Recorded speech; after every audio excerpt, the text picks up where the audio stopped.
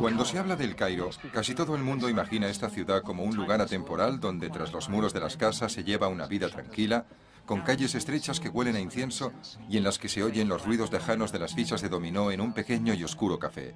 Sin duda, todo esto aún existe, pero también hay otra visión del Cairo que probablemente ilustra mejor esta vieja ciudad al inicio de este milenio.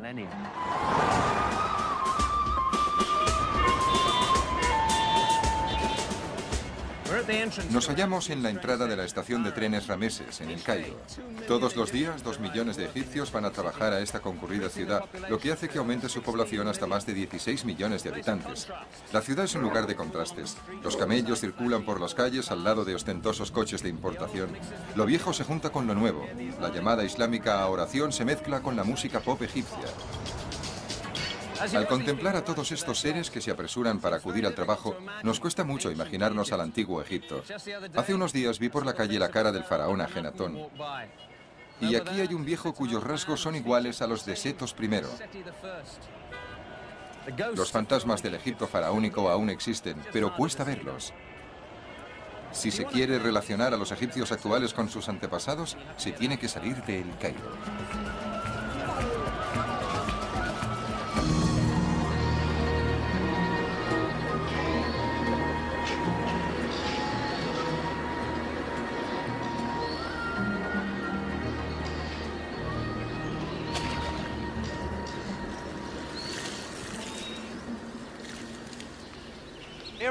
Aquí en el campo todavía es posible encontrar algunos vestigios de la vida cotidiana del antiguo Egipto.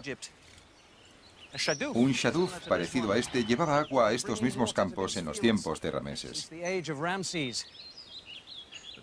La verdad es que sabemos muy poco acerca de las personas que vivieron aquí.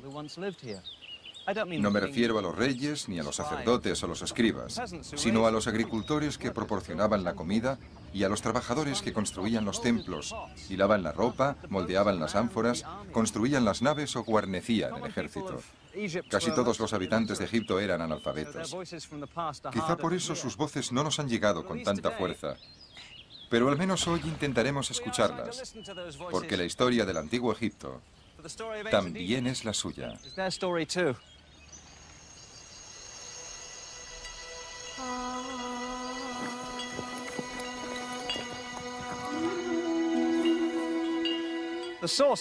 El gran auge que alcanzó la civilización egipcia no se debió a la autoridad de sus faraones o al poder de sus ejércitos, sino a la tierra negra y fértil del Valle del Nilo.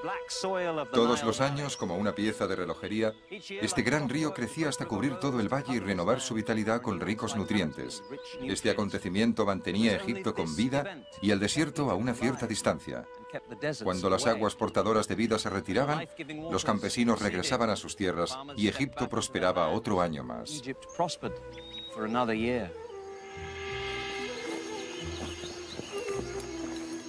En su período de mayor esplendor, el antiguo Egipto contaba con una población de unos 7 millones de habitantes, los mismos que tiene Londres en la actualidad.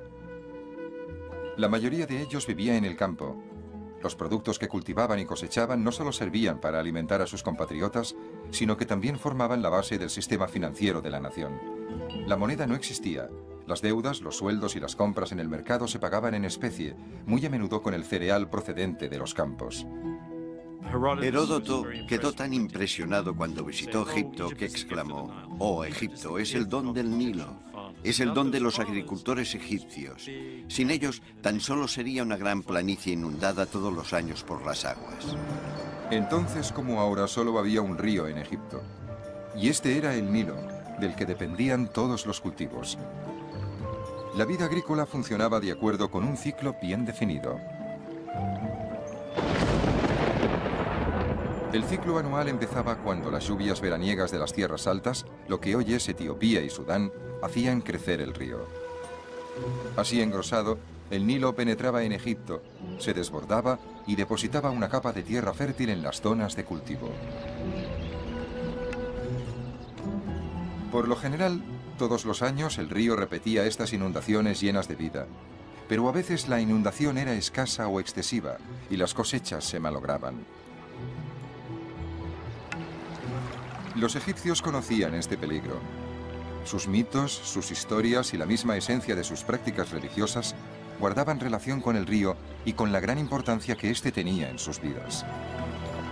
Cuando la crecida empezaba a bajar, la actividad era grande, puesto que era de vital importancia empezar a preparar los campos. Después de las inundaciones, la tierra estaba ligeramente removida. Entonces esparcían las semillas y las tapaban pasándoles por encima a hombres y animales. Los campesinos egipcios plantaban hortalizas, legumbres, como judías y lentejas, y cereales. Entre estos últimos, los más importantes eran el trigo y la cebada, que constituían la base de su dieta.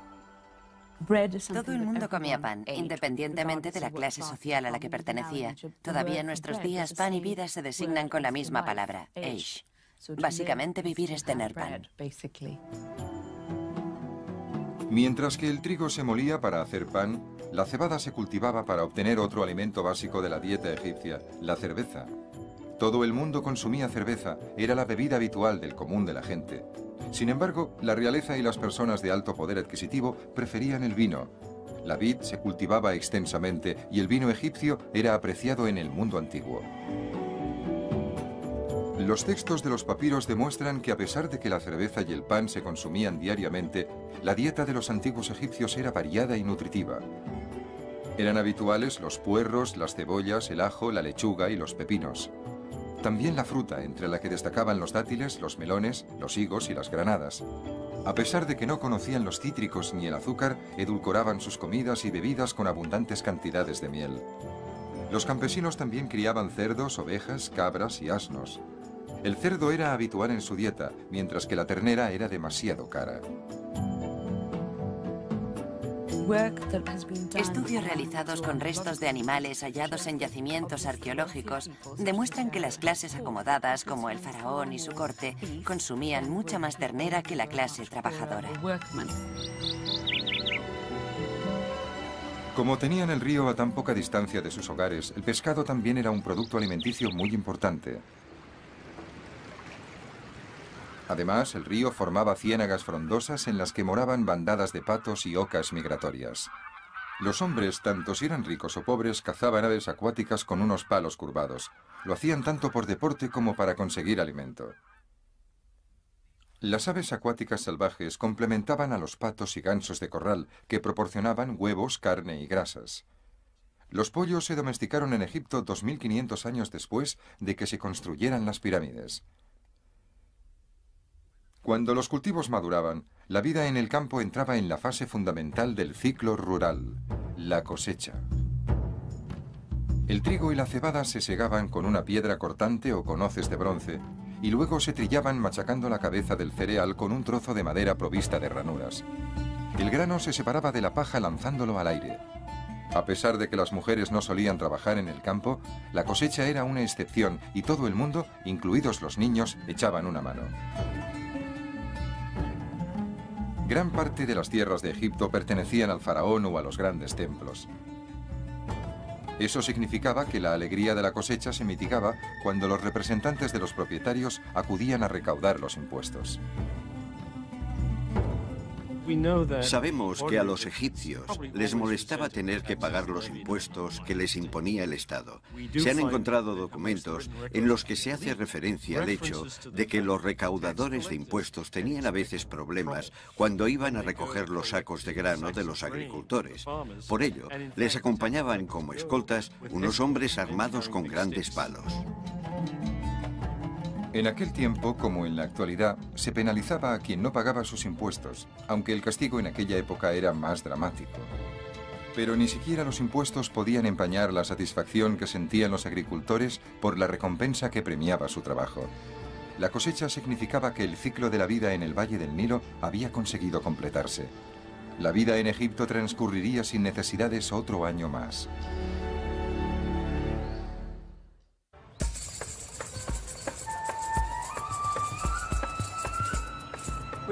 Acabamos de ver cómo era la vida en el campo.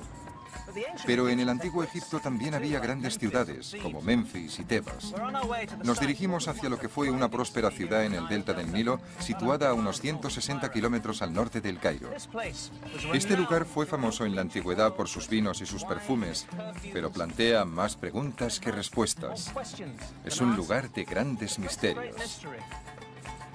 Nos dirigimos al yacimiento de la antigua ciudad de Mendes.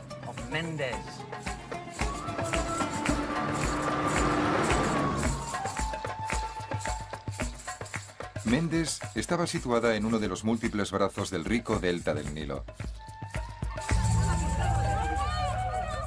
Hoy en día, los agricultores plantan arroz en una zona que formó parte de esta gran ciudad. Mendes tiene sus orígenes en los inicios del Imperio Antiguo, durante el cual fue un importante centro religioso y un activo puerto comercial. Pero parece ser que en un momento de su larga historia, la vida en esta ciudad se vio interrumpida por una misteriosa tragedia. Hace más de 4.000 años, después de 5 siglos de gran prosperidad, el Imperio Antiguo se sumió en el caos. No sabemos por qué. Aquí hay indicios de que los habitantes abandonaron rápidamente la ciudad. También los hay de incendios y de destrucción, de entierros precipitados, de familias enteras que morían juntas, las secuelas clásicas de la guerra, la hambruna y la enfermedad.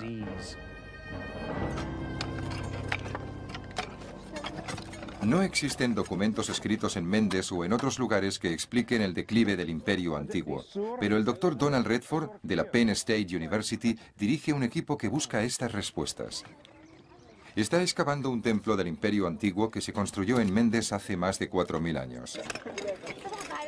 A medida que avanzan las excavaciones en este lugar de culto, va apareciendo un lugar de muerte. Ahora nos hallamos en lo alto del templo. ¿Qué habéis encontrado? Al principio encontramos una capa que sugiere una destrucción masiva. Había tenido lugar un incendio y los ladrillos, al quemarse, habían producido una gran deflagración. Debajo de esta capa hallamos una superficie asociada con la estructura. En esta superficie tuvimos una gran sorpresa. Es una de las grandes sorpresas de mi carrera arqueológica y bastante dramática, por cierto.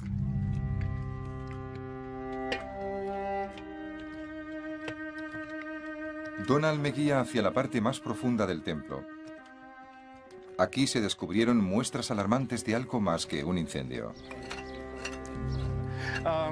En el punto donde ahora me encuentro, descubrimos 3 esqueletos.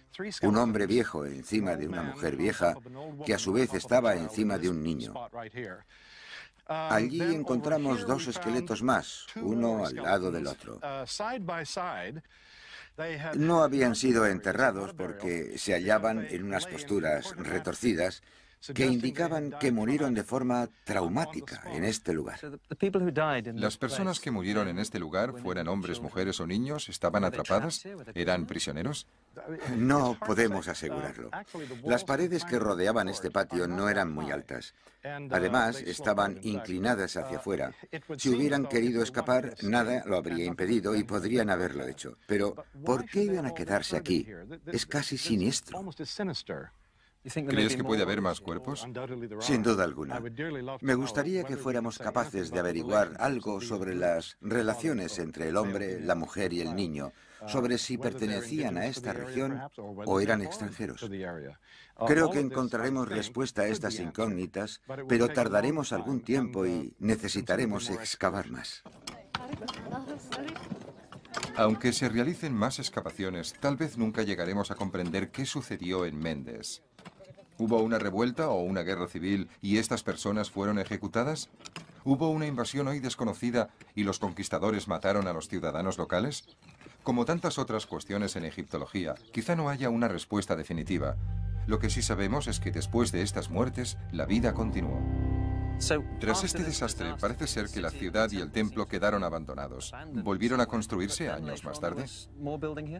Sí, fue un lugar sagrado durante un largo periodo de tiempo. El templo se reconstruyó en el Imperio Nuevo, se restauró en los siglos siguientes y no llegó a completarse hasta el año 550 antes de nuestra era. Voy a mostrarles los restos de lo hecho en este último periodo, la parte más grande y espectacular. ¿Esto forma parte del gran templo? Sí, es el lugar más sagrado de todos. Es impresionante. Oh, sí, es fantástico. Fue el último elemento que se añadió al templo. Se trata de un gran patio cerrado con un acceso indirecto que no se podía ver. Querían mantenerlo en secreto. Eso es. En el patio había 4 santuarios gigantescos. 3 fueron destruidos y se desmoronaron. Quedaron únicamente los restos. Solo ha sobrevivido uno. Aún así, intentaron destruirlo, pero no lo consiguieron y todavía se conserva. Es el mayor monumento de Egipto al norte de las pirámides. Es espectacular desde aquí abajo, y había 4. Sí, había 4. ¿Con un dios en su interior? Con un dios en forma de carnero. Los ciudadanos de Mendes tenían gran apego al dios en forma de carnero. Era un símbolo de potencia y de fuerza, que aseguraba una gran prosperidad a los habitantes de la ciudad. ¿Este lugar era el centro neurálgico de toda la ciudad? En cierto sentido, era el corazón de toda la comunidad. Todos se consideraban, a distintos niveles, devotos del dios en forma de carnero. Era su dios, el dios de la ciudad. Este templo era el centro de una gran ciudad. ¿Cuánto tiempo duró? Supongo que unos 5000 años. En la Edad Media aún podríamos haber visto este templo en pie. Después fue desmantelado para aprovechar la piedra caliza. A causa de los expolios de los primeros arqueólogos, que eran buscadores de tesoros, los restos acabaron por derrumbarse. Ahora los pájaros anidan en este lugar, pero hace 2500 años un dios vivía aquí. Después de la noche oscura de la tragedia inexplicable de Mendes en el Imperio Antiguo, pudo volver a sonreír en esta antigua ciudad. Los años más prósperos de Mendes van del 600 al 330 antes de nuestra era.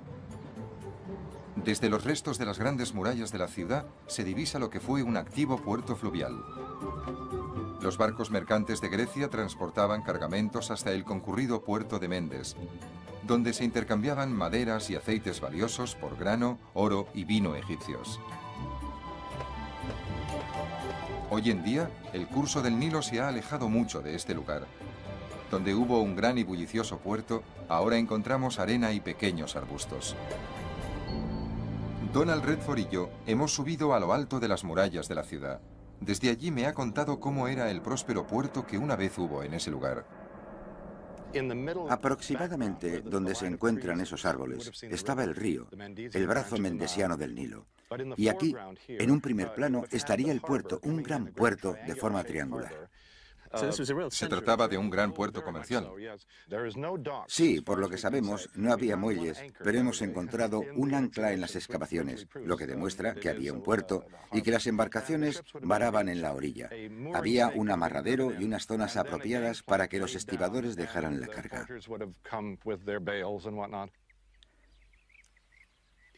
Egipto tenía mucho que ofrecer. Era un país muy rico en recursos que actuaba como un imán sobre otros pueblos.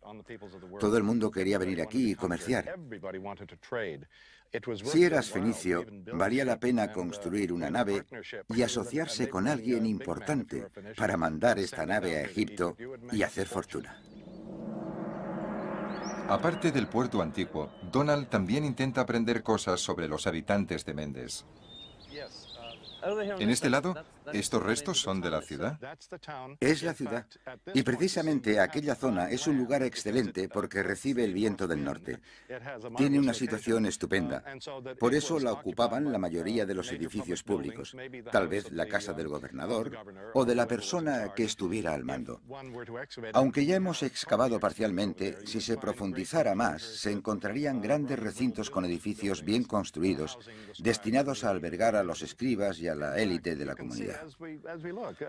Todavía se pueden ver en pie algunos muros erosionados de los que se podría trazar un plano y entonces tendríamos una idea mejor de estos grandes edificios públicos. Me encantaría poder hacerlo. Lo tengo en mente, si vivo lo suficiente. Lo que más me sorprende, en primer lugar, es que estás excavando una ciudad entera, enorme, en la que hay templos, y no uno, sino 2 puertos. Se trata de una ciudad entera que prácticamente está sin excavar y que a su vez es un lugar precioso. Sí, es increíble.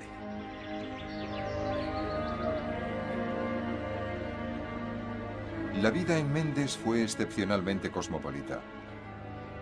Pero en otros aspectos se debía parecer mucho a la de la mayoría de ciudades del antiguo Egipto. Tenemos idea de lo que era vivir en una ciudad egipcia. Todas estaban muy pobladas y no solía haber grandes avenidas. Existía una red de calles bastante estrechas, con una disposición bastante irregular. Las construcciones se agrupaban de forma que las casas grandes de los miembros de la élite estaban rodeadas por las de quienes pertenecían a una clase social inferior. El único recurso importante que faltaba en Egipto era la madera de calidad. Los ricos podían comprarla procedente de Fenicia, el actual Líbano, pero los pobres tenían que contentarse con los troncos de las palmeras. Al igual que en el Egipto actual, la falta de madera en la antigüedad se solucionaba construyendo la mayoría de las casas con ladrillos de adobe. Con esos gruesos bloques se levantaban unas casas frescas y bastante cómodas. Por lo que sabemos de la disposición de las casas, de su estructura y de las escenas que se describen, podemos decir que estaban muy limpias y en buen estado de conservación, decoradas con gusto y a menudo pintadas. Sin embargo, el orgullo que los egipcios sentían por sus casas y su limpieza no se manifestaban en las calles que las rodeaban. Los sistemas sanitarios eran prácticamente inexistentes, incluso en las casas ricas. No había agua corriente ni desagües. Sabemos que con el paso del tiempo se construyeron vertederos para eliminar los residuos que se generaban en el interior de las viviendas, ya que eran muy cuidadosos con la limpieza de la misma, pero el vertedero de basura podía estar situado detrás de la casa. Como el resto de los egipcios, los habitantes de Mendes probablemente eran bastante sociables y se reunían cerca de los templos y de los mercados para hablar con sus vecinos y enterarse de las noticias del día. En este marco social es donde podríamos apreciar cómo cuidaban su aspecto personal. Los egipcios se preocupaban mucho de su aspecto. No diré que la imagen lo era todo para ellos, pero tenía una función bastante importante. Parece ser que los egipcios pasaban mucho tiempo acicalándose. Casi todos los egipcios elegían para confeccionar sus prendas de ropa el lino, que se fabricaba a partir de la fibra de la planta del mismo nombre.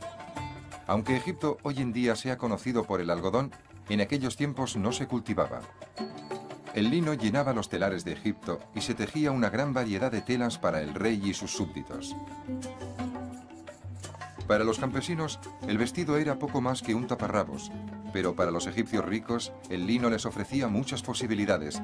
Podían confeccionar desde unas bellas faldas plisadas hasta los mantones más finos y delicados. Si contemplamos las obras de arte del antiguo Egipto, podríamos pensar que los egipcios solían pasearse en ropas bastante ligeras porque disfrutaban de un clima templado. Estoy seguro de que en primavera y en verano vestían así, pero en Egipto los inviernos son muy fríos y tenemos la seguridad, pues disponemos de referencias textuales, que sus habitantes vestían ropas bastante gruesas, es decir, túnicas y trajes largos para protegerse del frío. Los datos encontrados en las ruinas de un pueblo también muestran cómo, mucho antes de que hubiera tiendas, a las mujeres egipcias ya les gustaba la moda y eran vanidosas. Creo que las mujeres egipcias eran conscientes de su forma de vestir. En diversos escritos hemos encontrado referencias a mujeres que se quejan porque no tienen nada que ponerse. Seguramente el problema residía en que, aunque tenían vestidos, no eran suficientemente buenos. Muchos egipcios pertenecientes a la clase trabajadora iban descalzos, aunque moverse por Egipto implicaba andar sobre rocas afiladas y arena caliente. Las sandalias eran bastante populares. Los ricos podían permitirse calzado de piel, mientras que los pobres debían contentarse con sandalias de paja. Las joyas, hasta para los pobres, formaban parte de la imagen que los egipcios deseaban mostrar. Pero nada tenía más importancia en la imagen y el cuidado personal que el maquillaje. Como actor, no he podido resistirme a ver qué aspecto tendría si fuera egipcio. Probablemente, el maquillaje empezó como una especie de protección solar. Ambos sexos lo utilizaban, y la mayoría de las clases sociales, desde el campesino hasta el faraón, no salían de casa sin él, incluso durante la jornada laboral. El maquillaje de los ojos tenía distintos objetivos. Ayudaba a prevenir las infecciones, ahuyentaba las moscas y se creía que tenía propiedades mágicas. También se usaba para reducir los reflejos solares, al igual que los jugadores de fútbol americano se pintan unas franjas negras debajo de los ojos. El ocre rojo se trituraba para elaborar una especie de colorete para las mejillas. Y se mezclaba con aceite y grasa para crear lo que ahora llamamos pintalabios.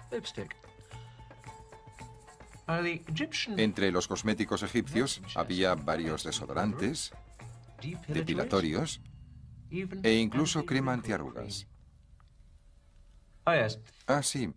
La mayoría de egipcios se afeitaban la cabeza y lo hacían con mucho gusto, porque la calvicie es bella y ahuyenta a los piojos. Como no podía ser bueno que el sol les diera en la cabeza todo el día, los egipcios de cualquier clase social usaban pelucas. Las de los pobres eran de fibras vegetales, mientras que los ricos se las podían permitir de cabello auténtico. Lo que significa que tal vez también tuvieran sus problemas con el pelo largo. Ya estoy. ¿Qué aspecto tengo? Ya estoy arreglado para salir de noche en Memphis o Tebas. No, tal vez no lo estoy.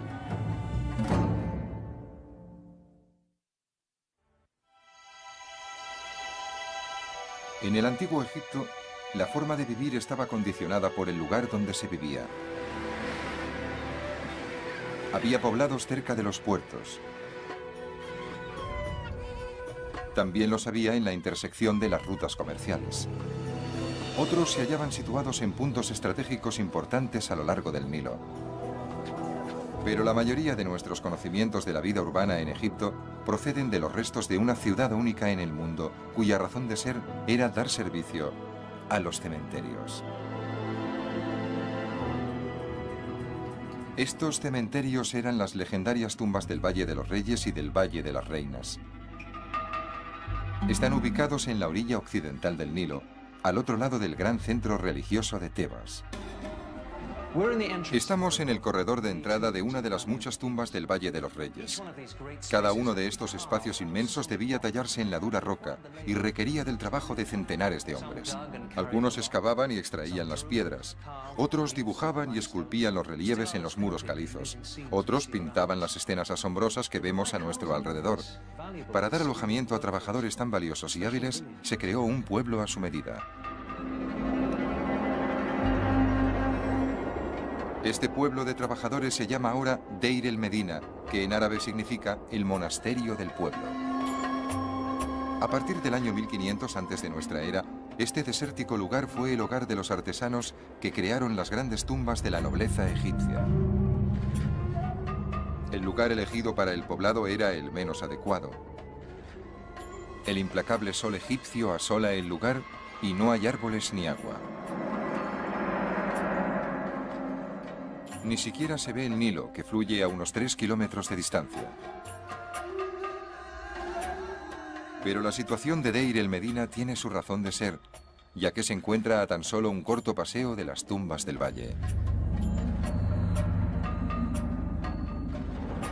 Los artesanos y obreros que trabajaban en los templos debían desplazarse de un lugar a otro cuando el templo ya estaba construido, pero el Valle de los Reyes se construyó durante un largo periodo de tiempo, así que quienes trabajaban en él vivían con sus familias. Disponemos de muchos datos sobre lo que sucedió allí. Los arqueólogos que encontraron Deir el Medina tuvieron suerte al descubrir un antiguo vertedero lleno de información inestimable. Tuvimos mucha suerte de que tiraran lo que usaban para hacer un esbozo o como borrador. Es básicamente esto. En egiptología lo llamamos ostracón. Podía usarse un fragmento de piedra caliza, como se puede ver aquí, o un pedazo de cerámica rota. Era básicamente un medio sobre el que se escribía en tinta, que se fabricaba con negro de humo y agua. Afortunadamente encontramos un gran alijo de estos elementos. Estos pequeños fragmentos de piedra son restos de documentos, diarios y notas informales que nos dan una visión inestimable de la vida de los egipcios que ocuparon este lugar. No hay ninguna otra ciudad en Egipto tan bien documentada. Los trabajadores de Deir el Medina estaban bien valorados y recibían un buen sueldo. Aún así, hay datos que revelan que algunos hicieron huelga para protestar contra las injusticias. Los que vivían aquí no eran esclavos. Tenemos formada una imagen, gracias a films como los de Cecil B. DeMille, según la cual las tumbas reales las construían esclavos, que luego eran asesinados para mantener secreta la situación de los enterramientos. Pero eso no ocurrió así. Varios centenares de personas debieron de vivir aquí. Los trabajadores recibían casas construidas por el Estado. Estas casas estaban dispuestas en pasadizos que recordaban más a callejones que a calles. Había muy poco espacio exterior, pero los interiores eran cómodos y hasta tenían algunos muebles. Los muebles eran escasos, pero aún así hay 3 tumbas en el cementerio de Deir el Medina que contenían unos 25 o 30 muebles, la mayoría sillas y taburetes de madera.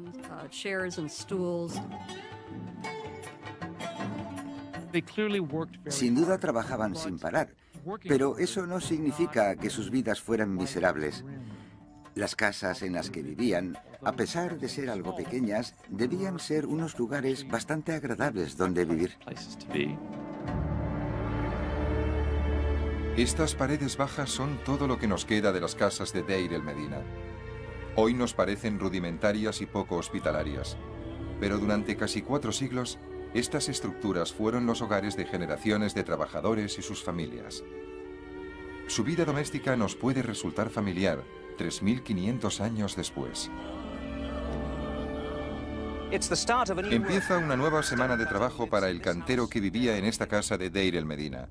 En verano, hasta las noches son muy calurosas, así que la familia probablemente dormía aquí arriba, en el tejado. El padre bajaría por la mañana y encontraría los juguetes de sus hijos por las escaleras. Luego entraría en este cuarto, la cocina, donde su esposa ya le estaría preparando el desayuno en el hogar. Cogería los ingredientes de la fresca despensa situada debajo de las escaleras y también de la piedra de amolar. ¿Qué hay para desayunar? Seguro que pan y tal vez queso, cebollas y cerveza. La cerveza era un alimento básico para los antiguos egipcios. Tenía un bajo contenido en alcohol y probablemente la consistencia de una sopa. No se puede tener todo.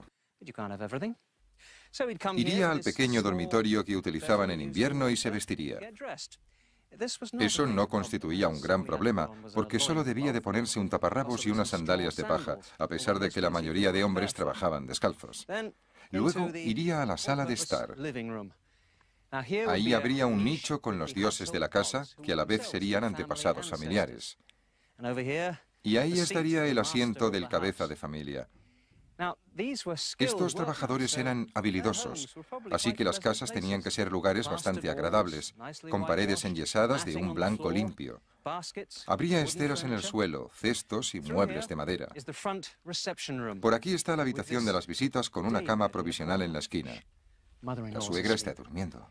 En estas casas no había ventanas para evitar que entrara el calor, pero había ranuras de ventilación en el techo. Esto significaba que el lugar estaba bastante oscuro, pero en cambio era bastante fresco, si tenemos en cuenta el intenso calor del verano. En resumen, no es un lugar tan malo para vivir un trabajador y su familia en el año 1200 antes de nuestra era. Ahora nos vamos a trabajar.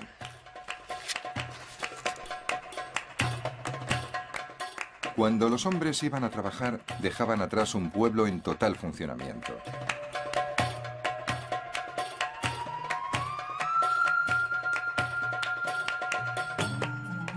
Los chicos y los jóvenes se organizaban en grupos para hacer llegar el suministro de agua y comida al valle cercano.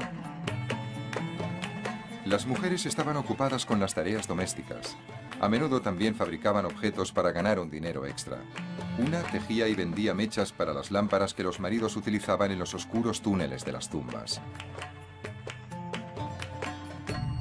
Este es el camino que llevaba al Valle de los Reyes, justo al pasar por la cima de la montaña. Abajo se encontraba Deir el Medina. Nuestro cantero tal vez no regresaría hasta pasados 9 días, que es lo que duraba la semana laboral. Durante la semana, la mayoría de trabajadores prefería quedarse en unas pequeñas cabañas cerca de las tumbas del valle. Así que el hombre tal vez se giraba para decir adiós a su esposa e hijos que se quedaban en el pueblo y seguía el recorrido de media hora hasta llegar al intenso trabajo de las tumbas.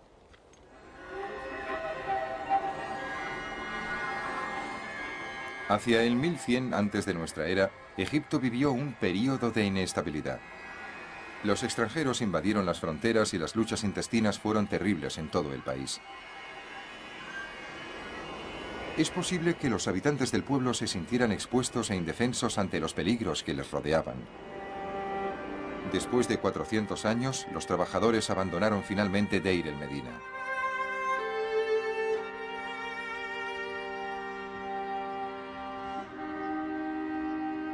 Este lugar, que fue el hogar de algunos egipcios durante tanto tiempo, se olvidó rápidamente. Los tejados se hundieron, las paredes quedaron reducidas a escombros y el pueblo fue cubierto por la arena del desierto. Después de más de 30 siglos, Deir el-Medina vuelve a vivir. Afortunadamente, sus ciudadanos dejaron muchos datos sobre su presencia, lo que nos ha dado una imagen maravillosa de su vida cotidiana que transcurrió en este lugar yermo durante tantos años.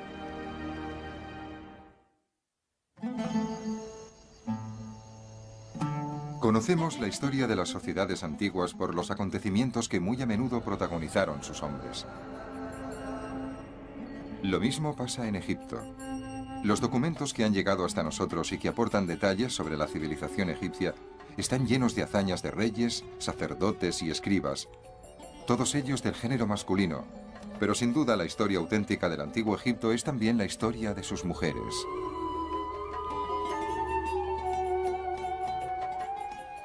La función de las mujeres en la sociedad egipcia era bastante distinta a la que tenían en las demás civilizaciones antiguas. En las sociedades babilónica, asiria e israelita dominaban formas extremas de control paternal.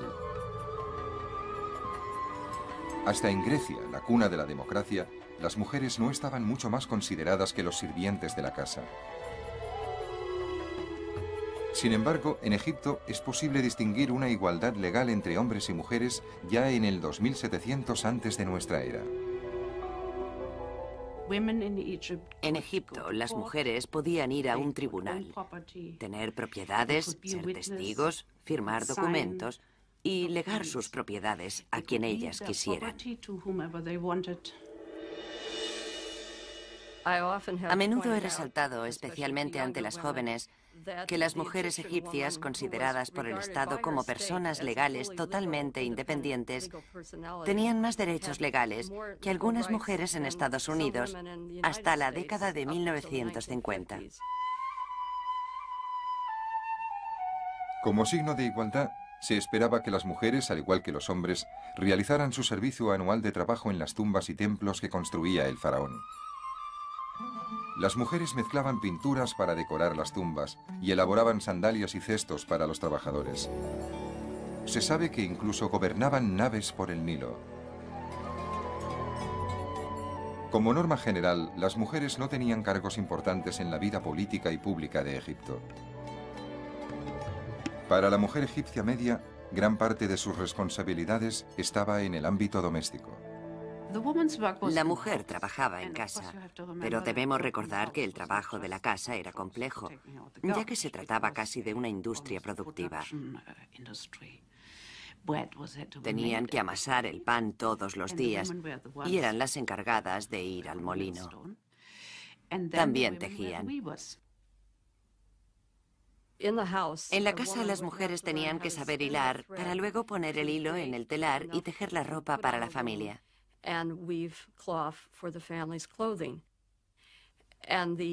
El proceso de obtener hilo de lino puro requería 24 pasos.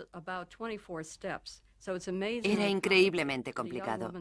Una chica joven debía dominar esa técnica y aprender a tejer. Algunos de sus tejidos eran los más finos que se han producido en el mundo. Eran muy ligeros y como la seda casi transparentes. En las familias campesinas, las mujeres se encargaban de cuidar los patos y los gansos y ayudaban en el campo cuando se las necesitaba. Las mujeres también eran responsables de canjear en el mercado los animales que cuidaban u otros productos como cestos o jarras. La vida productiva de la mujer empezaba a los 12 o 13 años. En primer lugar, debía buscar marido y formar una familia. Era muy importante tener hijos a una edad temprana. Tenemos que reconocer que las mujeres egipcias eran bellas. Tenían las piernas largas, los pechos pequeños y andaban muy erguidas. Tenían las caderas muy bonitas y los brazos largos como las bailarinas.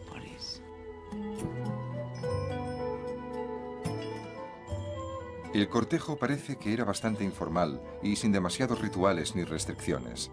Las relaciones entre los jóvenes no eran muy estrictas. La poesía amorosa parece indicar que en muchos casos los jóvenes tenían relaciones sexuales antes del matrimonio. Al menos esto se deduce de la poesía amorosa. Vemos como un joven, un pretendiente, visitaba a la joven en su casa o como una joven huía de su casa para ir en busca de su amante. Tenemos una descripción bastante explícita del amor sexual antes del matrimonio.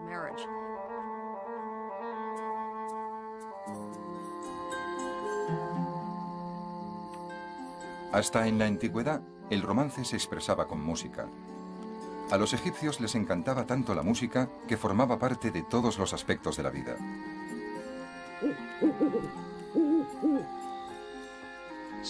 Por desgracia, no tenemos ni idea de cómo sonaba esa música, pero se conservan las letras de algunas canciones.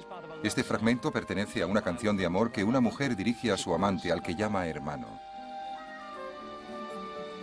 Hermano mío, es agradable ir al estanque para bañarme en vuestra presencia, para dejaros ver mi belleza en mi túnica del lino más fino cuando está mojada. Querido mío, mi deseo es que, si mi hermano no puede estar conmigo esta noche, yo estaré con él en su tumba. ¿Ya no estáis sano y vivo? Ya no escriben canciones así.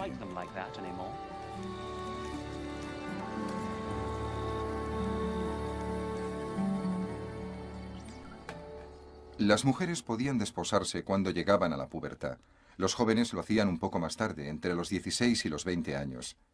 Aunque el periodo de noviazgo hubiera sido muy romántico, el hecho de casarse no lo era. En el antiguo Egipto, el matrimonio era una institución, pero no un sacramento.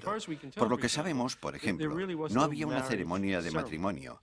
Dos familias se ponían de acuerdo para casar a sus hijos. O bien, la pareja acordaba casarse contando con el apoyo familiar, pero no había una ceremonia matrimonial en sí. La virginidad no era un requisito para el novio o la novia, pero después del matrimonio la fidelidad se tomaba muy en serio. Cuando una pareja se casaba, asumía la fidelidad. Y por lo que sabemos por los escritos de los sabios de la época, se aplicaba tanto al marido como a la esposa. La fidelidad en el matrimonio se consideraba la forma correcta de actuar. El divorcio era habitual entre los egipcios y cualquiera de las dos partes podía iniciar el proceso. No había un estigma social. Los hombres y las mujeres divorciados a menudo se volvían a casar. A pesar de esta actitud ante el divorcio, la institución del matrimonio estaba en el corazón de la sociedad egipcia. Podemos ver a los egipcios de la antigüedad cogerse del brazo, algo que es muy dulce. Aunque no sea una gran demostración de afecto, son gestos discretos en los que los dos parecen muy felices. El concepto de familia y el sentimiento de cariño y amor mutuo eran muy fuertes en el antiguo Egipto, tal como lo es en nuestros días. En las sociedades modernas, es muy tentador pensar que la tecnología nos ha aportado una perspectiva única de la vida, desconocida para el ciudadano medio del antiguo Egipto. Pero ese tipo de imparcialidad cultural niega los hechos de la historia de este lugar. Es evidente que los antiguos egipcios amaban su país, querían a sus familias y buscaban la misma paz y satisfacción que nosotros, miles de años más tarde. Esos conceptos básicos, que dan sentido a la vida, eran tan valorados en la antigüedad como hoy en día.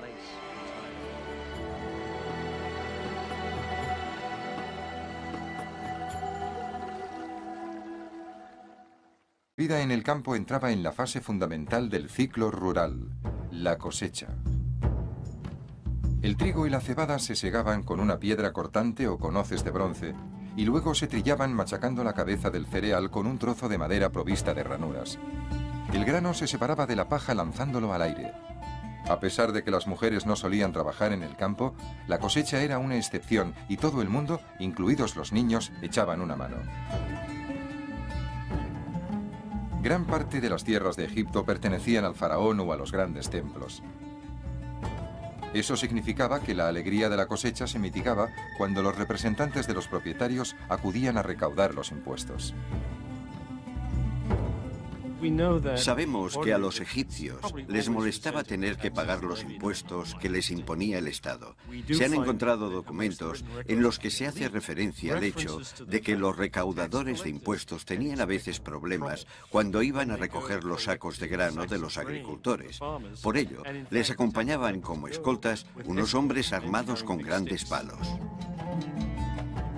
En aquel tiempo, como en la actualidad, se penalizaba a quien no pagaba sus impuestos, aunque el castigo en aquella época era más dramático. Pero ni siquiera los impuestos podían empañar la satisfacción que sentían los agricultores por la recompensa que premiaba su trabajo. La cosecha significaba que el ciclo de la vida en el Valle del Nilo había conseguido completarse. La vida en Egipto transcurriría sin necesidades otro año más.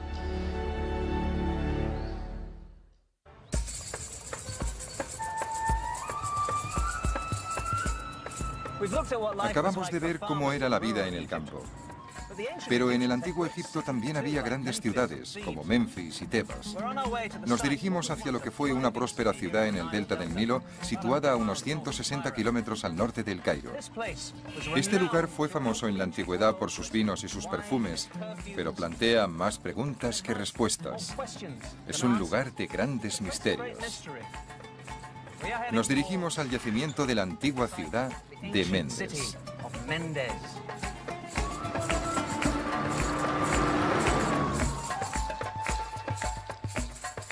Mendes estaba situada en uno de los múltiples brazos del rico delta del Nilo. Hoy en día, los agricultores plantan arroz en una zona que formó parte de esta gran ciudad. Mendes tiene sus orígenes en los inicios del Imperio Antiguo, durante el cual fue un importante centro religioso y un activo puerto comercial. Pero parece ser que en un momento de su larga historia, la vida en esta ciudad se vio interrumpida por una misteriosa tragedia.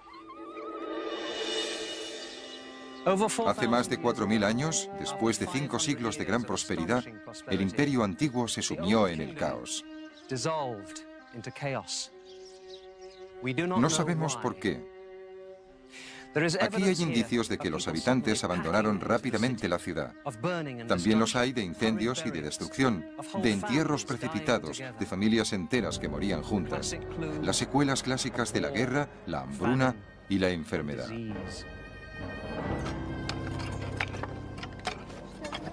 No existen documentos escritos en Mendes o en otros lugares que expliquen el declive del Imperio Antiguo, pero el Dr. Donald Redford, de la Penn State University, dirige un equipo que busca estas respuestas. Está excavando un templo del Imperio Antiguo que se construyó en Mendes hace más de 4000 años. A medida que avanzan las excavaciones en este lugar de culto, va apareciendo un lugar de muerte. Ahora nos hallamos en lo alto del templo. ¿Qué habéis encontrado? Al principio encontramos una capa que sugiere una destrucción masiva. Había tenido lugar un incendio y los ladrillos, al quemarse, habían producido una gran deflagración. Debajo de esta capa hallamos una superficie asociada con la estructura. En esta superficie tuvimos una gran sorpresa. Es una de las grandes sorpresas de mi carrera arqueológica y bastante dramática, por cierto.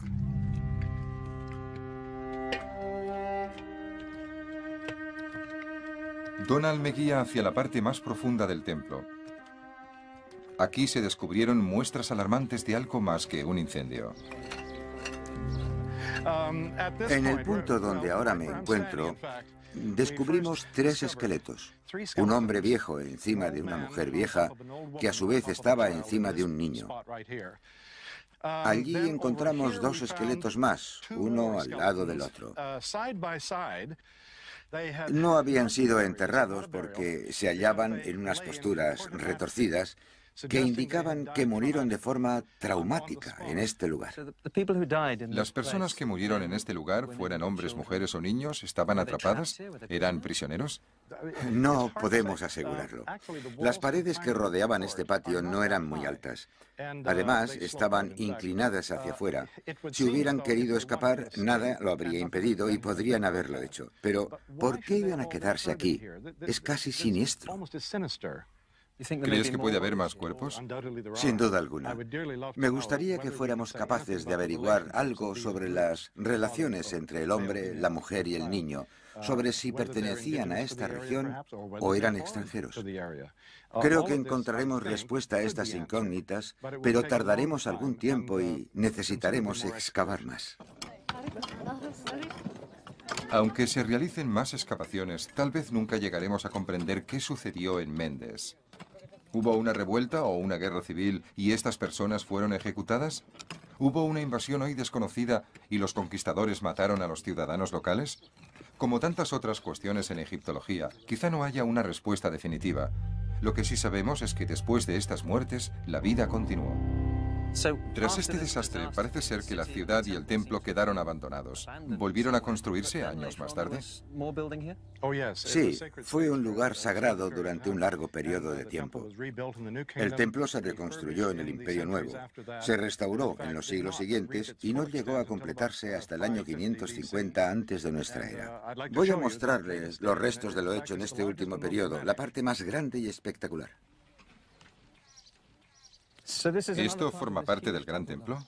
Sí, es el lugar más sagrado de todos. Es impresionante. Oh, sí, es fantástico.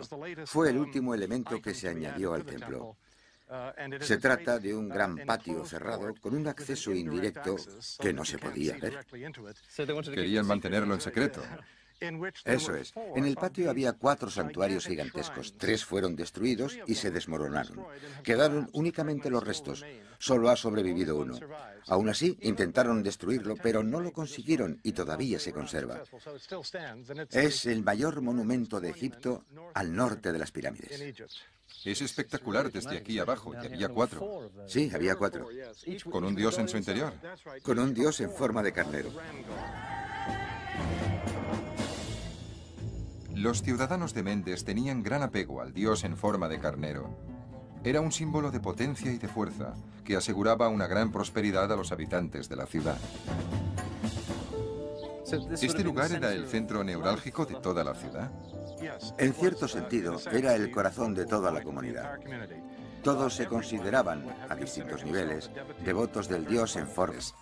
Los ricos podían permitirse calzado de piel, mientras que los pobres debían contentarse con sandalias de paja.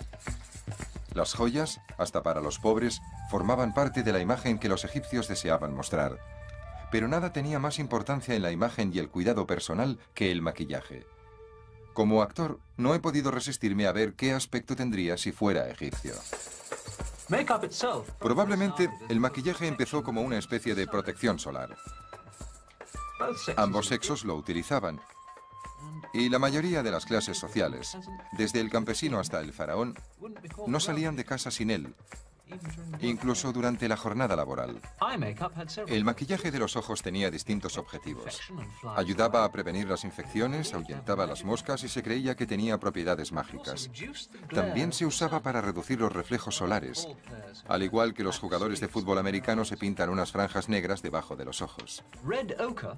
El ocre rojo se trituraba para elaborar una especie de colorete para las mejillas. Y se mezclaba con aceite y grasa para crear lo que ahora llamamos pintalabios. Entre los cosméticos egipcios había varios desodorantes, depilatorios e incluso crema antiarrugas. Ah, sí. La mayoría de egipcios se afeitaban la cabeza y lo hacían con mucho gusto, porque la calvicie es bella y ahuyenta a los piojos. Como no podía ser bueno que el sol les diera en la cabeza todo el día, los egipcios de cualquier clase social usaban pelucas. Las de los pobres eran de fibras vegetales, mientras que los ricos se las podían permitir de cabello auténtico.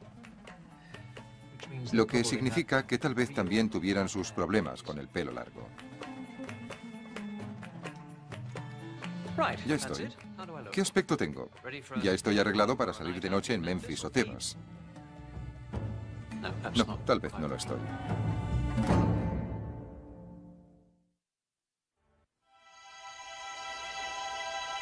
En el antiguo Egipto, la forma de vivir estaba condicionada por el lugar donde se vivía. Había poblados cerca de los puertos. También los había en la intersección de las rutas comerciales. Otros se hallaban situados en puntos estratégicos importantes a lo largo del Nilo. Pero la mayoría de nuestros conocimientos de la vida urbana en Egipto proceden de los restos de una ciudad única en el mundo, cuya razón de ser era dar servicio a los cementerios. Estos cementerios eran las legendarias tumbas del Valle de los Reyes y del Valle de las Reinas. Están ubicados en la orilla occidental del Nilo, al otro lado del gran centro religioso de Tebas. Estamos en el corredor de entrada de una de las muchas tumbas del Valle de los Reyes. Cada uno de estos espacios inmensos debía tallarse en la dura roca y requería del trabajo de centenares de hombres. Algunos excavaban y extraían las piedras, otros dibujaban y esculpían los relieves en los muros calizos, otros pintaban las escenas asombrosas que vemos a nuestro alrededor. Para dar alojamiento a trabajadores tan valiosos y hábiles, se creó un pueblo a su medida. Este pueblo de trabajadores se llama ahora Deir el Medina, que en árabe significa el monasterio del pueblo.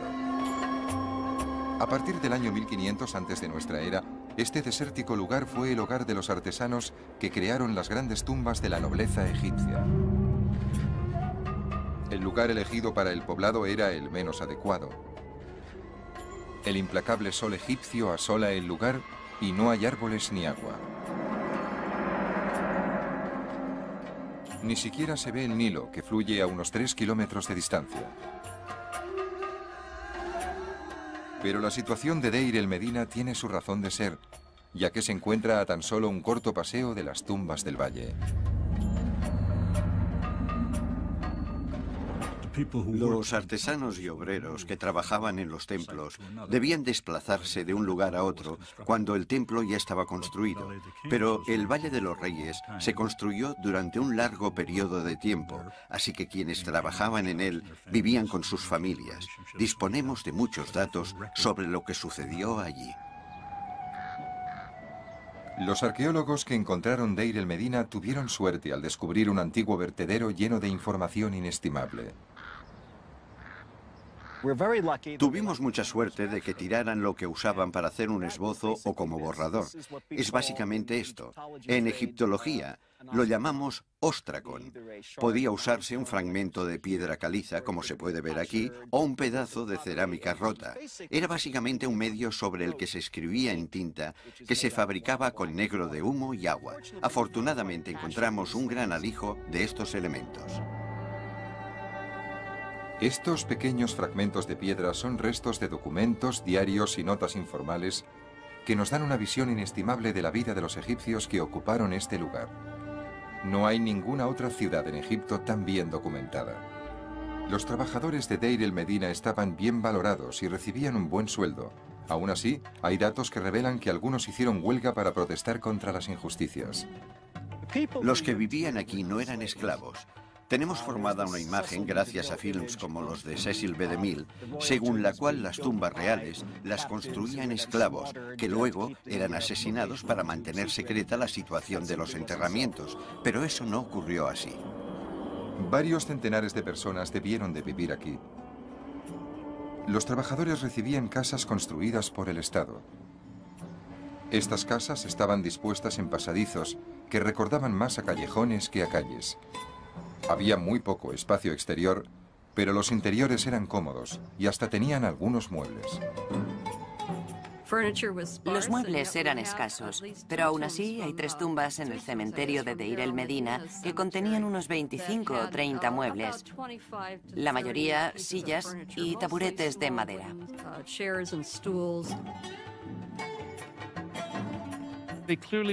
Sin duda trabajaban sin parar, pero eso no significa que sus vidas fueran miserables. Las casas en las que vivían, a pesar de ser algo pequeñas, debían ser unos lugares bastante agradables donde vivir. Estas paredes bajas son todo lo que nos queda de las casas de Deir el-Medina. Hoy nos parecen rudimentarias y poco hospitalarias, pero durante casi 4 siglos, estas estructuras fueron los hogares de generaciones de trabajadores y sus familias. Su vida doméstica nos puede resultar familiar 3.500 años después.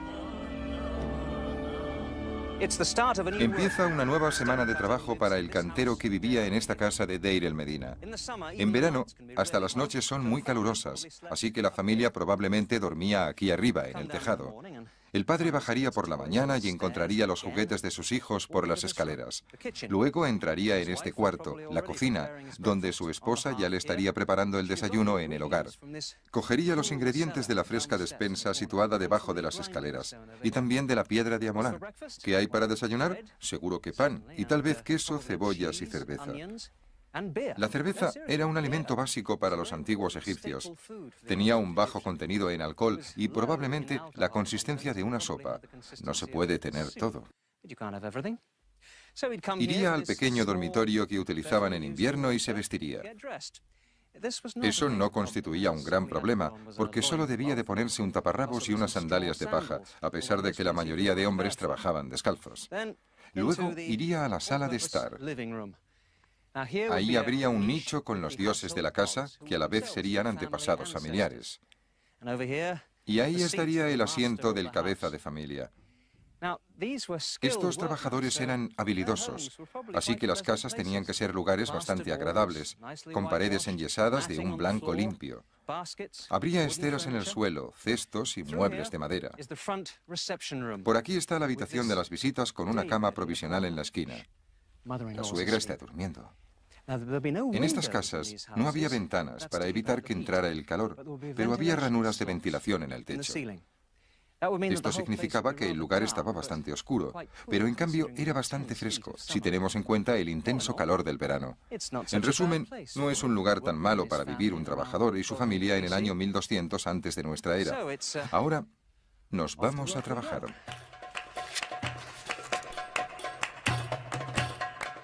Cuando los hombres iban a trabajar, dejaban atrás un pueblo en total funcionamiento.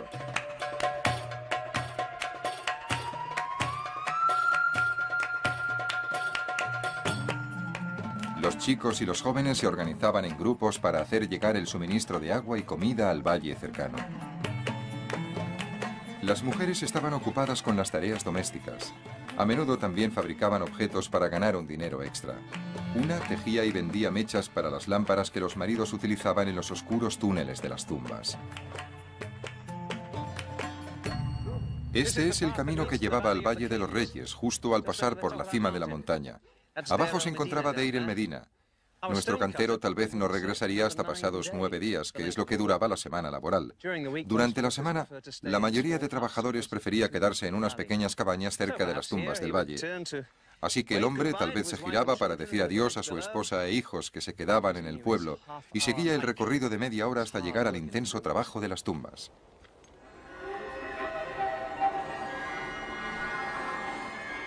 Hacia el 1100 antes de nuestra era, Egipto vivió un período de inestabilidad. Los extranjeros invadieron las fronteras y las luchas intestinas fueron terribles en todo el país.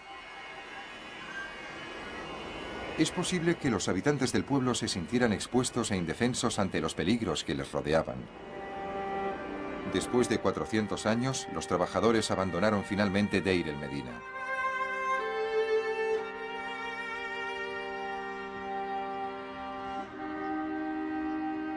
Este lugar, que fue el hogar de algunos egipcios durante tanto tiempo, se olvidó rápidamente. Los tejados se hundieron, las paredes quedaron reducidas a escombros y el pueblo fue cubierto por la arena del desierto. Después de más de 30 siglos, Deir el-Medina vuelve a vivir. Afortunadamente, sus ciudadanos dejaron muchos datos sobre su presencia, lo que nos ha dado una imagen maravillosa de su vida cotidiana que transcurrió en este lugar yermo durante tantos años.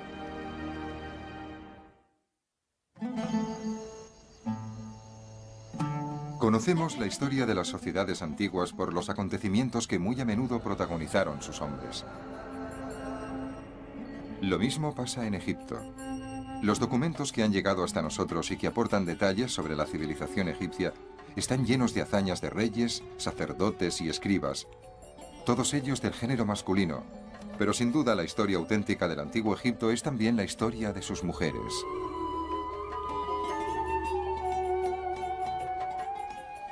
La función de las mujeres en la sociedad egipcia era bastante distinta a la que tenían en las demás civilizaciones antiguas.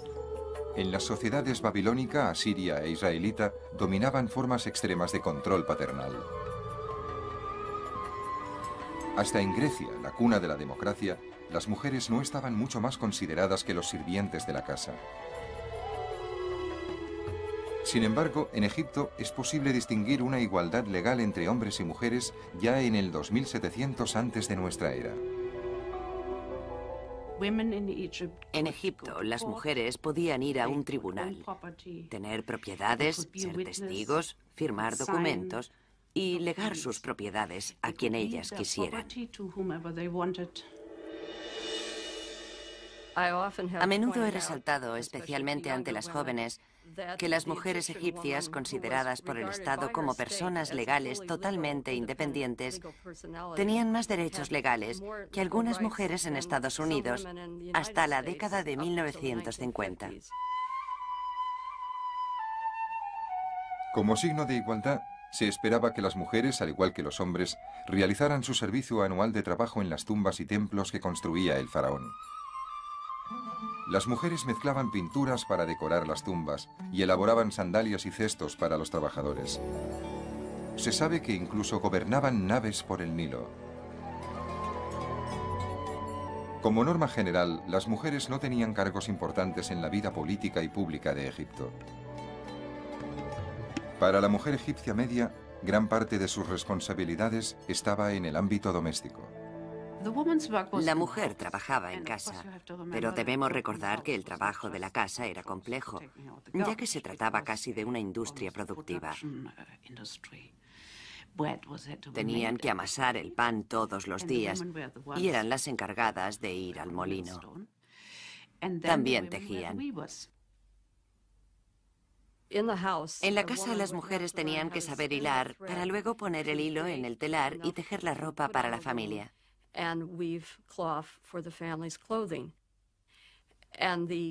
El proceso de obtener hilo de lino puro requería 24 pasos. Era increíblemente complicado. Una chica joven debía dominar esa técnica y aprender a tejer. Algunos de sus tejidos eran los más finos que se han producido en el mundo. Eran muy ligeros y como la seda casi transparentes. En las familias campesinas, las mujeres se encargaban de cuidar los patos y los gansos y ayudaban en el campo cuando se las necesitaba. Las mujeres también eran responsables de canjear en el mercado los animales que cuidaban u otros productos como cestos o jarras. La vida productiva de la mujer empezaba a los 12 o 13 años. En primer lugar, debía buscar marido y formar una familia. Era muy importante tener hijos a una edad temprana. Tenemos que reconocer que las mujeres egipcias eran bellas. Tenían las piernas largas, los pechos pequeños y andaban muy erguidas. Tenían las caderas muy bonitas y los brazos largos como las bailarinas.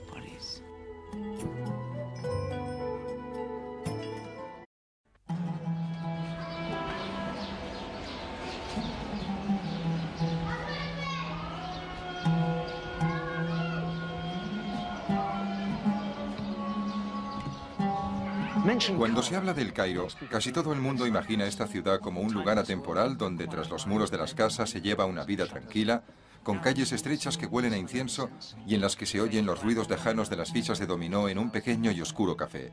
Sin duda, todo esto aún existe, pero también hay otra visión del Cairo que probablemente ilustra mejor esta vieja ciudad al inicio de este milenio.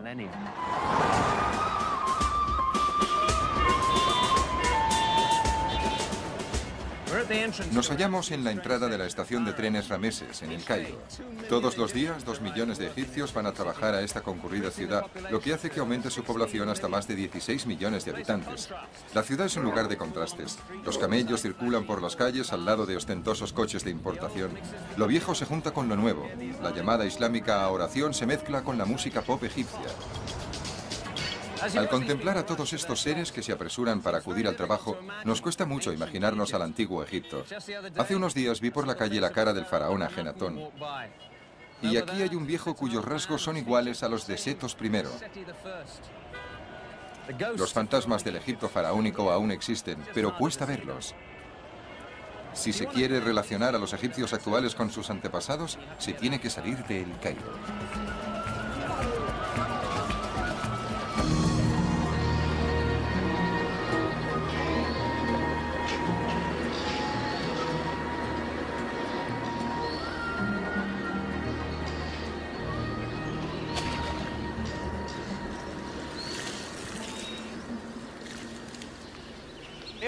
Aquí en el campo todavía es posible encontrar algunos vestigios de la vida cotidiana del antiguo Egipto. Un shaduf parecido a este llevaba agua a estos mismos campos en los tiempos de Rameses. La verdad es que sabemos muy poco acerca de las personas que vivieron aquí. No me refiero a los reyes, ni a los sacerdotes o los escribas, sino a los agricultores que proporcionaban la comida y a los trabajadores que construían los templos, hilaban la ropa, moldeaban las ánforas, construían las naves o guarnecían el ejército. Casi todos los habitantes de Egipto eran analfabetos. Quizá por eso sus voces no nos han llegado con tanta fuerza. Pero al menos hoy intentaremos escucharlas, porque la historia del antiguo Egipto también es la suya.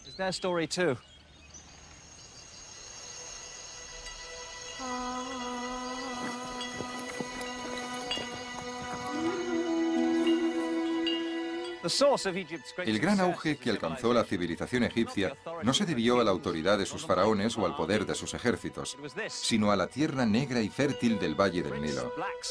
Todos los años, como una pieza de relojería, este gran río crecía hasta cubrir todo el valle y renovar su vitalidad con ricos nutrientes.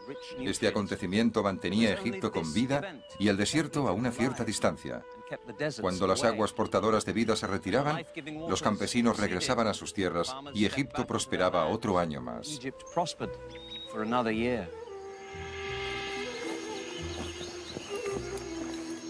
En su período de mayor esplendor, el antiguo Egipto contaba con una población de unos 7 millones de habitantes, los mismos que tiene Londres en la actualidad. La mayoría de ellos vivía en el campo. Los productos que cultivaban y cosechaban no solo servían para alimentar a sus compatriotas, sino que también formaban la base del sistema financiero de la nación. La moneda no existía.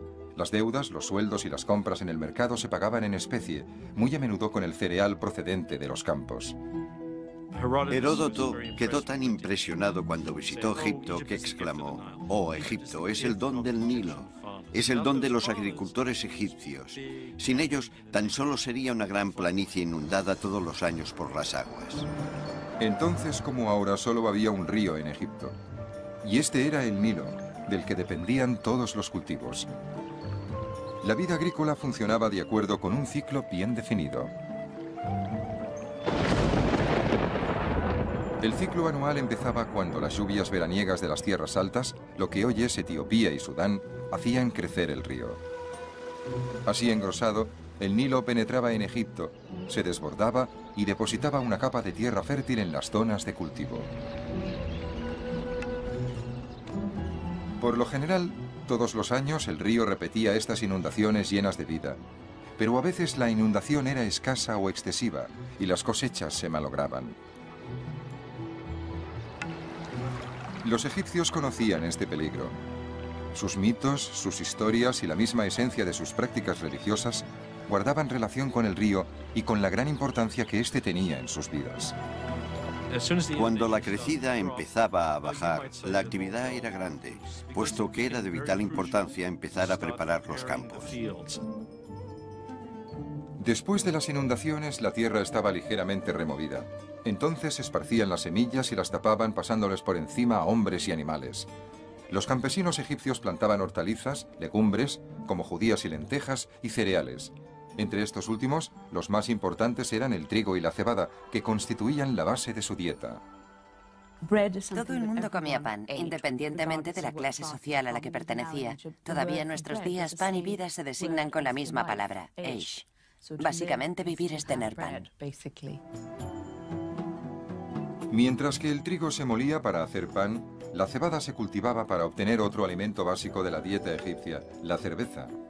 Todo el mundo consumía cerveza, era la bebida habitual del común de la gente. Sin embargo, la realeza y las personas de alto poder adquisitivo preferían el vino. La vid se cultivaba extensamente y el vino egipcio era apreciado en el mundo antiguo. Los textos de los papiros demuestran que a pesar de que la cerveza y el pan se consumían diariamente, la dieta de los antiguos egipcios era variada y nutritiva. Eran habituales los puerros, las cebollas, el ajo, la lechuga y los pepinos. También la fruta, entre la que destacaban los dátiles, los melones, los higos y las granadas. A pesar de que no conocían los cítricos ni el azúcar, edulcoraban sus comidas y bebidas con abundantes cantidades de miel. Los campesinos también criaban cerdos, ovejas, cabras y asnos. El cerdo era habitual en su dieta, mientras que la ternera era demasiado cara. Estudios realizados con restos de animales hallados en yacimientos arqueológicos demuestran que las clases acomodadas, como el faraón y su corte, consumían mucha más ternera que la clase trabajadora. Como tenían el río a tan poca distancia de sus hogares, el pescado también era un producto alimenticio muy importante. Además, el río formaba ciénagas frondosas en las que moraban bandadas de patos y ocas migratorias. Los hombres, tanto si eran ricos o pobres, cazaban aves acuáticas con unos palos curvados. Lo hacían tanto por deporte como para conseguir alimento. Las aves acuáticas salvajes complementaban a los patos y gansos de corral, que proporcionaban huevos, carne y grasas. Los pollos se domesticaron en Egipto 2500 años después de que se construyeran las pirámides. Cuando los cultivos maduraban, la alma de carnero era su dios, el dios de la ciudad. Este templo era el centro de una gran ciudad. ¿Cuánto tiempo duró? Supongo que unos 5000 años. En la Edad Media aún podríamos haber visto este templo en pie. Después fue desmantelado para aprovechar la piedra caliza. A causa de los expolios de los primeros arqueólogos, que eran buscadores de tesoros, los restos acabaron por derrumbarse. Ahora los pájaros anidan en este lugar, pero hace 2500 años un dios vivía aquí. Después de la noche oscura de la tragedia inexplicable de Mendes en el Imperio Antiguo, pudo volver a sonreír en esta antigua ciudad. Los años más prósperos de Mendes van del 600 al 330 antes de nuestra era. Desde los restos de las grandes murallas de la ciudad se divisa lo que fue un activo puerto fluvial. Los barcos mercantes de Grecia transportaban cargamentos hasta el concurrido puerto de Mendes, donde se intercambiaban maderas y aceites valiosos por grano, oro y vino egipcios. Hoy en día, el curso del Nilo se ha alejado mucho de este lugar. Donde hubo un gran y bullicioso puerto, ahora encontramos arena y pequeños arbustos. Donald Redford y yo hemos subido a lo alto de las murallas de la ciudad. Desde allí me ha contado cómo era el próspero puerto que una vez hubo en ese lugar. Aproximadamente donde se encuentran esos árboles estaba el río, el brazo mendesiano del Nilo. Y aquí, en un primer plano, estaría el puerto, un gran puerto de forma triangular. Se trataba de un gran puerto comercial. Sí, por lo que sabemos, no había muelles, pero hemos encontrado un ancla en las excavaciones, lo que demuestra que había un puerto y que las embarcaciones varaban en la orilla. Había un amarradero y unas zonas apropiadas para que los estibadores dejaran la carga.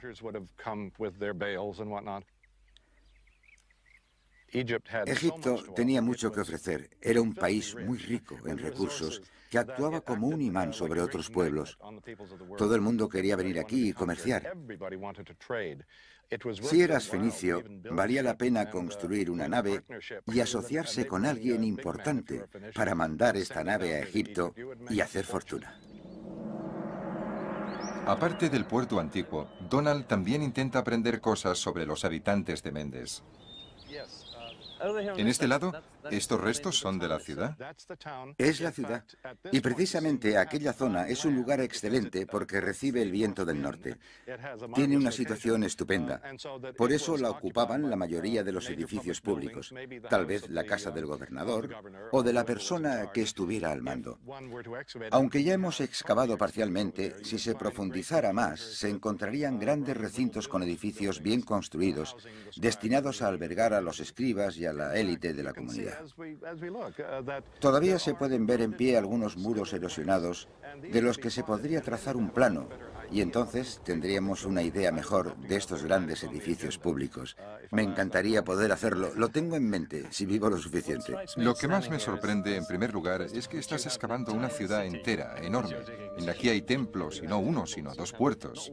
Se trata de una ciudad entera que prácticamente está sin excavar y que a su vez es un lugar precioso. Sí, es increíble.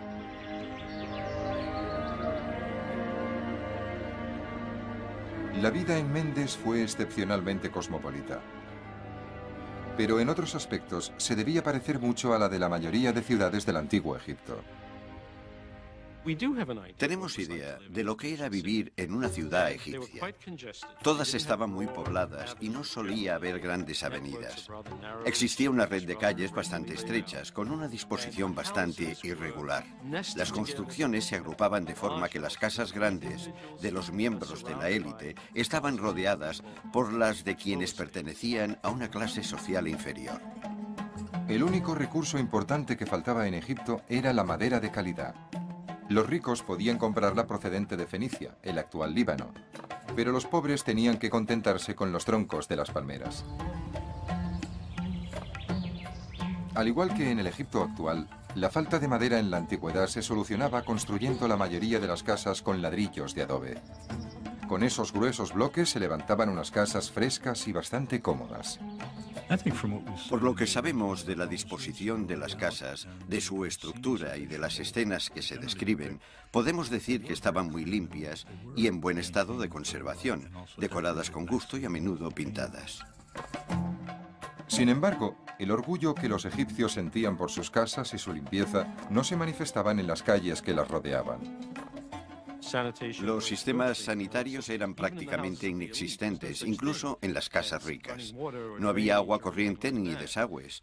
Sabemos que con el paso del tiempo se construyeron vertederos para eliminar los residuos que se generaban en el interior de las viviendas, ya que eran muy cuidadosos con la limpieza de la misma, pero el vertedero de basura podía estar situado detrás de la casa. Como el resto de los egipcios, los habitantes de Mendes probablemente eran bastante sociables y se reunían cerca de los templos y de los mercados para hablar con sus vecinos y enterarse de las noticias del día. En este marco social es donde podríamos apreciar cómo cuidaban su aspecto personal. Los egipcios se preocupaban mucho de su aspecto. No diré que la imagen no era todo para ellos, pero tenía una función bastante importante. Parece ser que los egipcios pasaban mucho tiempo acicalándose. Casi todos los egipcios elegían para confeccionar sus prendas de ropa el lino, que se fabricaba a partir de la fibra de la planta del mismo nombre. Aunque Egipto hoy en día sea conocido por el algodón, en aquellos tiempos no se cultivaba.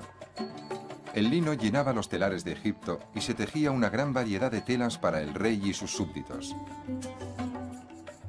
Para los campesinos, el vestido era poco más que un taparrabos, pero para los egipcios ricos, el lino les ofrecía muchas posibilidades. Podían confeccionar desde unas bellas faldas plisadas hasta los mantones más finos y delicados. Si contemplamos las obras de arte del antiguo Egipto, podríamos pensar que los egipcios solían pasearse en ropas bastante ligeras porque disfrutaban de un clima templado. Estoy seguro de que en primavera y en verano vestían así, pero en Egipto los inviernos son muy fríos y tenemos la seguridad, pues disponemos de referencias textuales, que sus habitantes vestían ropas bastante gruesas, es decir, túnicas y trajes largos para protegerse del frío. Los datos encontrados en las ruinas de un pueblo también muestran cómo, mucho antes de que hubiera tiendas, a las mujeres egipcias ya les gustaba la moda y eran vanidosas. Creo que las mujeres egipcias eran conscientes de su forma de vestir. En diversos escritos hemos encontrado referencias a mujeres que se quejan porque no tienen nada que ponerse. Seguramente el problema residía en que, aunque tenían vestidos, no eran suficientemente buenos. Muchos egipcios pertenecientes a la clase trabajadora iban descalzos, aunque moverse por Egipto implicaba andar sobre rocas afiladas y arena caliente. Las sandalias eran bastante populares.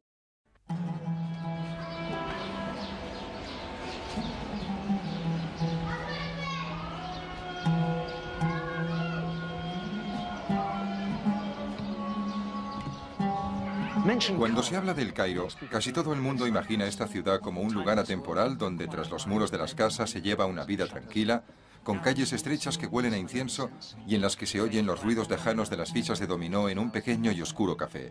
Sin duda, todo esto aún existe, pero también hay otra visión del Cairo que probablemente ilustra mejor esta vieja ciudad al inicio de este milenio.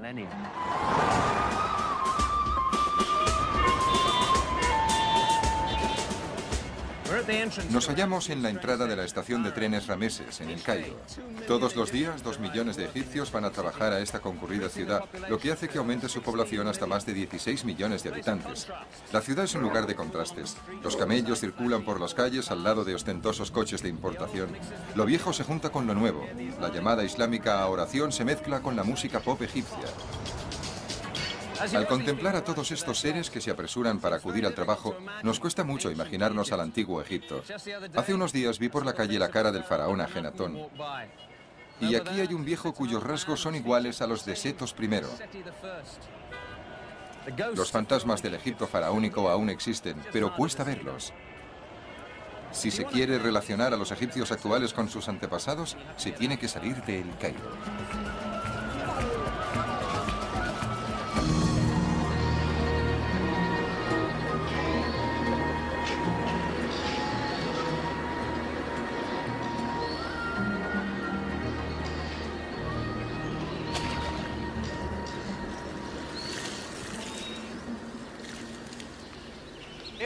Aquí en el campo todavía es posible encontrar algunos vestigios de la vida cotidiana del antiguo Egipto. Un shaduf parecido a este llevaba agua a estos mismos campos en los tiempos de Rameses. La verdad es que sabemos muy poco acerca de las personas que vivieron aquí.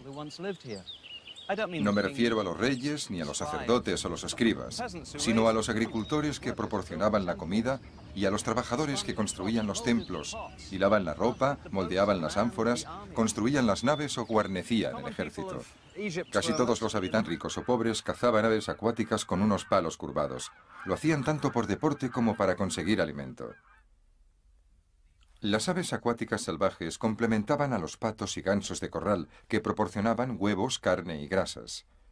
Los pollos se domesticaron en Egipto 2500 años después de que se construyeran las pirámides. Cuando los cultivos maduraban, la vida en el campo entraba en la fase fundamental del ciclo rural, la cosecha. El trigo y la cebada se segaban con una piedra cortante o con hoces de bronce, y luego se trillaban machacando la cabeza del cereal con un trozo de madera provista de ranuras. El grano se separaba de la paja lanzándolo al aire. A pesar de que las mujeres no solían trabajar en el campo, la cosecha era una excepción y todo el mundo, incluidos los niños, echaban una mano. Gran parte de las tierras de Egipto pertenecían al faraón o a los grandes templos. Eso significaba que la alegría de la cosecha se mitigaba cuando los representantes de los propietarios acudían a recaudar los impuestos. Sabemos que a los egipcios les molestaba tener que pagar los impuestos que les imponía el Estado. Se han encontrado documentos en los que se hace referencia al hecho de que los recaudadores de impuestos tenían a veces problemas cuando iban a recoger los sacos de grano de los agricultores.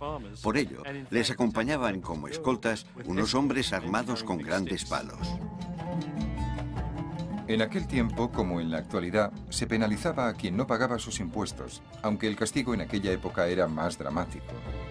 Pero ni siquiera los impuestos podían empañar la satisfacción que sentían los agricultores por la recompensa que premiaba su trabajo. La cosecha significaba que el ciclo de la vida en el Valle del Nilo había conseguido completarse. La vida en Egipto transcurriría sin necesidades otro año más.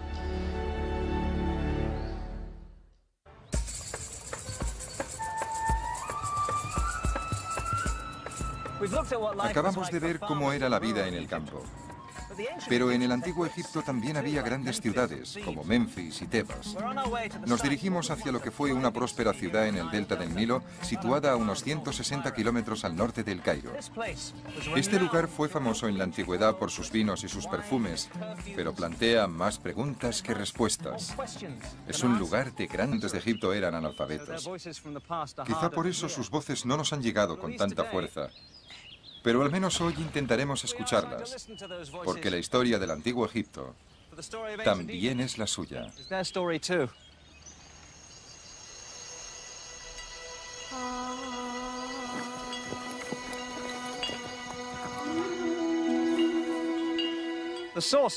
El gran auge que alcanzó la civilización egipcia no se debió a la autoridad de sus faraones o al poder de sus ejércitos, sino a la tierra negra y fértil del Valle del Nilo. Todos los años, como una pieza de relojería, este gran río crecía hasta cubrir todo el valle y renovar su vitalidad con ricos nutrientes. Este acontecimiento mantenía a Egipto con vida y al desierto a una cierta distancia. Cuando las aguas portadoras de vida se retiraban, los campesinos regresaban a sus tierras y Egipto prosperaba otro año más.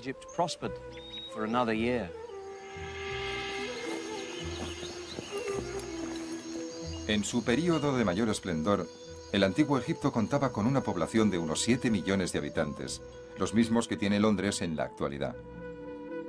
La mayoría de ellos vivía en el campo. Los productos que cultivaban y cosechaban no solo servían para alimentar a sus compatriotas, sino que también formaban la base del sistema financiero de la nación. La moneda no existía. Las deudas, los sueldos y las compras en el mercado se pagaban en especie, muy a menudo con el cereal procedente de los campos. Heródoto quedó tan impresionado cuando visitó Egipto que exclamó: «Oh, Egipto, es el don del Nilo. Es el don de los agricultores egipcios. Sin ellos, tan solo sería una gran planicie inundada todos los años por las aguas». Entonces, como ahora, solo había un río en Egipto. Y este era el Nilo, del que dependían todos los cultivos. La vida agrícola funcionaba de acuerdo con un ciclo bien definido.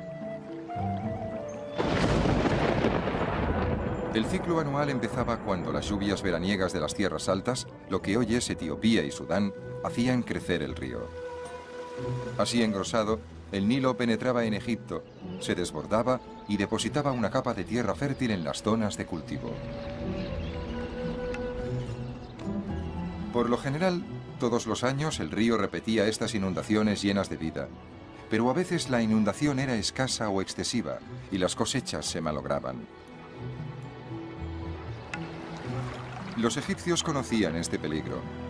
Sus mitos, sus historias y la misma esencia de sus prácticas religiosas guardaban relación con el río y con la gran importancia que éste tenía en sus vidas. Cuando la crecida empezaba a bajar, la actividad era grande, puesto que era de vital importancia empezar a preparar los campos. Después de las inundaciones, la tierra estaba ligeramente removida. Entonces esparcían las semillas y las tapaban pasándoles por encima a hombres y animales. Los campesinos egipcios plantaban hortalizas, legumbres, como judías y lentejas, y cereales. Entre estos últimos, los más importantes eran el trigo y la cebada, que constituían la base de su dieta. Todo el mundo comía pan, independientemente de la clase social a la que pertenecía. Todavía en nuestros días, pan y vida se designan con la misma palabra, eish. Básicamente vivir es tener pan. Mientras que el trigo se molía para hacer pan, la cebada se cultivaba para obtener otro alimento básico de la dieta egipcia, la cerveza. Todo el mundo consumía cerveza, era la bebida habitual del común de la gente. Sin embargo, la realeza y las personas de alto poder adquisitivo preferían el vino. La vid se cultivaba extensamente y el vino egipcio era apreciado en el mundo antiguo. Los textos de los papiros demuestran que a pesar de que la cerveza y el pan se consumían diariamente, la dieta de los antiguos egipcios era variada y nutritiva. Eran habituales los puerros, las cebollas, el ajo, la lechuga y los pepinos. También la fruta, entre la que destacaban los dátiles, los melones, los higos y las granadas. A pesar de que no conocían los cítricos ni el azúcar, edulcoraban sus comidas y bebidas con abundantes cantidades de miel. Los campesinos también criaban cerdos, ovejas, cabras y asnos. El cerdo era habitual en su dieta, mientras que la ternera era demasiado cara. Estudios realizados con restos de animales hallados en yacimientos arqueológicos demuestran que las clases acomodadas, como el faraón y su corte, consumían mucha más ternera que la clase trabajadora. Como tenían el río a tan poca distancia de sus hogares, el pescado también era un producto alimenticio muy importante. Además, el río formaba ciénagas frondosas en las que moraban bandadas de patos y ocas migratorias. Los hombres tantos eran misterios. Nos dirigimos al yacimiento de la antigua ciudad de Mendes.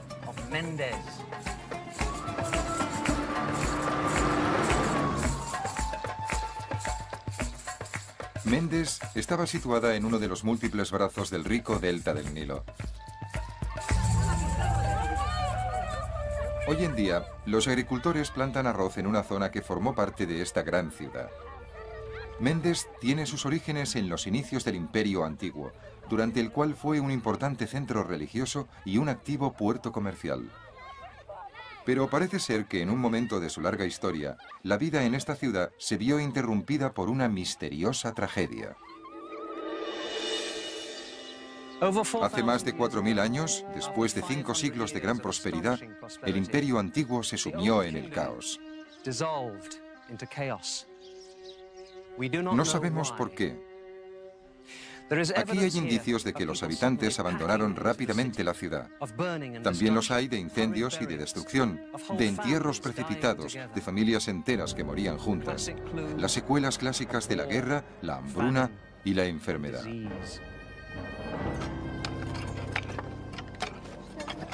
No existen documentos escritos en Mendes o en otros lugares que expliquen el declive del Imperio Antiguo, pero el Dr. Donald Redford, de la Penn State University, dirige un equipo que busca estas respuestas. Está excavando un templo del Imperio Antiguo que se construyó en Mendes hace más de 4000 años. A medida que avanzan las excavaciones en este lugar de culto, va apareciendo un lugar de muerte. Ahora nos hallamos en lo alto del templo. ¿Qué habéis encontrado? Al principio encontramos una capa que sugiere una destrucción masiva. Había tenido lugar un incendio y los ladrillos, al quemarse, habían producido una gran deflagración. Debajo de esta capa hallamos una superficie asociada con la estructura. En esta superficie tuvimos una gran sorpresa. Es una de las grandes sorpresas de mi carrera arqueológica y bastante dramática, por cierto.